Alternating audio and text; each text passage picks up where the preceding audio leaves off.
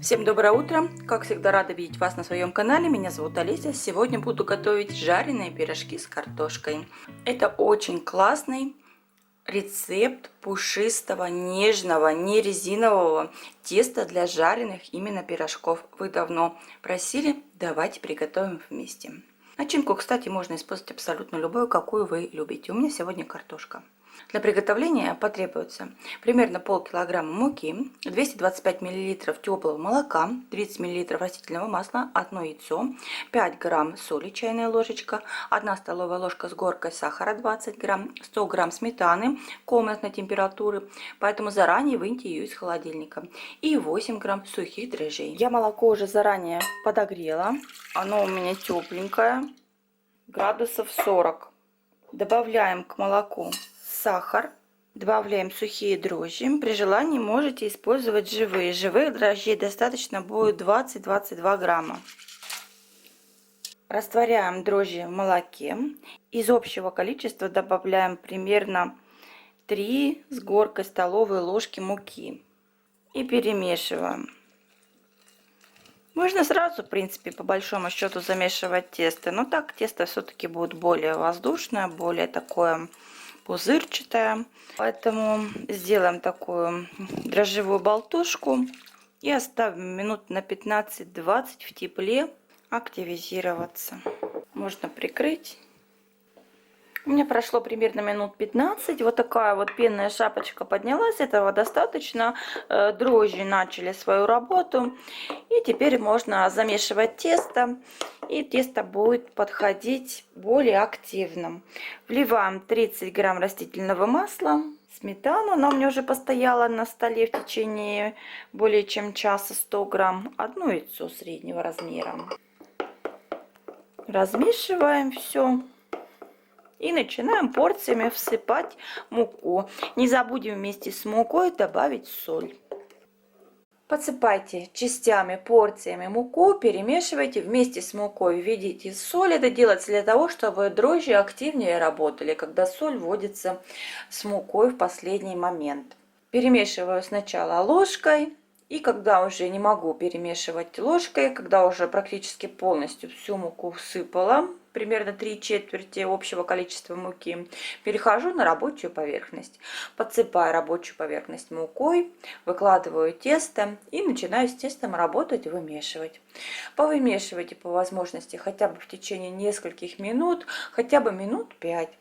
Тесто будет подлипать, муку его не забивайте. На жареные пирожки тесто должно остаться более такое воздушное, не такое плотное, как для выпечки в духовке. У меня ушло ровно 490 грамм муки. Пишу внизу в рецепте 480-500 грамм муки.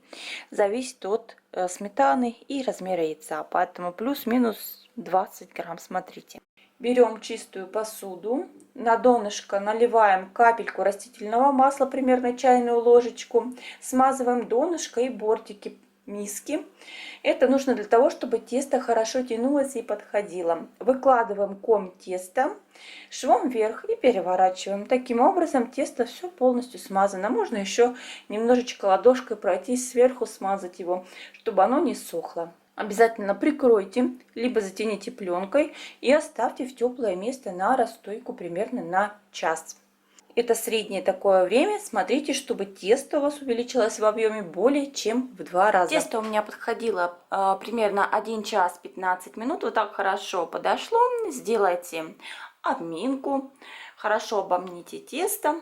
И переходим на рабочую поверхность. Выкладываем на подсыпанную слегка мукой рабочую поверхность и делим на одинаковые примерно кусочки. Я предпочитаю отвешивать на весах.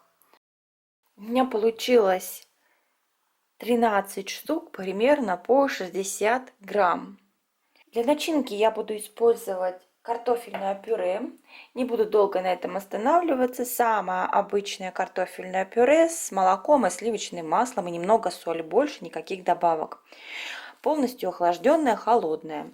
Я подсыпаю доску, обычный поднос у меня, и буду сюда выкладывать сформированные пироги. Пирожки не подкатываю для жарки, потому что все равно они будут раздуваться, изменят свою форму. Здесь не важна какая-то прям слишком такая красота.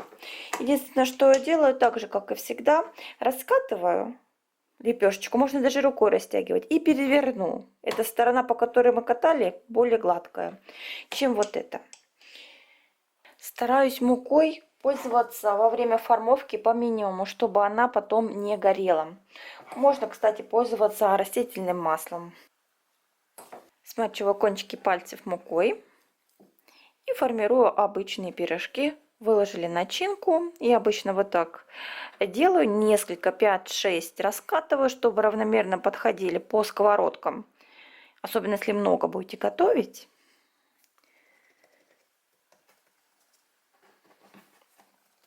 И обычным стандартным способом защипываем пироги, формуем шовчик. Приминаем его, чтобы не расходилось во время выпечки. И можно подровнять. Следующий. Тесто вообще фантастика. Очень советую. Можно делать любые другие начинки по вашему вкусу. Капусту, рубленое яйцо с луком.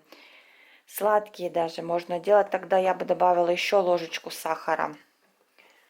Сформировала первую партию. Раскатываю следующие. Они уже даже по внешнему виду отличаются. Успели немножечко подойти. И формируем таким образом все пирожки. Как я сказала, у меня уже 13 штук. Картофельного пюре у меня примерно было полкилограмма в готовом виде. Выкладываем их на расстойку минут на 15-20. И можно жарить. Разогреваем растительное масло в сковороде. Разогреваем примерно до 170 градусов. И обжариваем с одной и с другой стороны. Я обжариваю по 4-5 штучек обычно, чтобы слишком не падала температура масла. Обязательно выкладываю готовые пирожки на бумажные полотенца, чтобы стек излишек растительного масла, излишек жира. Потом их, конечно же, убираю. И посмотрите, какие пироги получаются в итоге.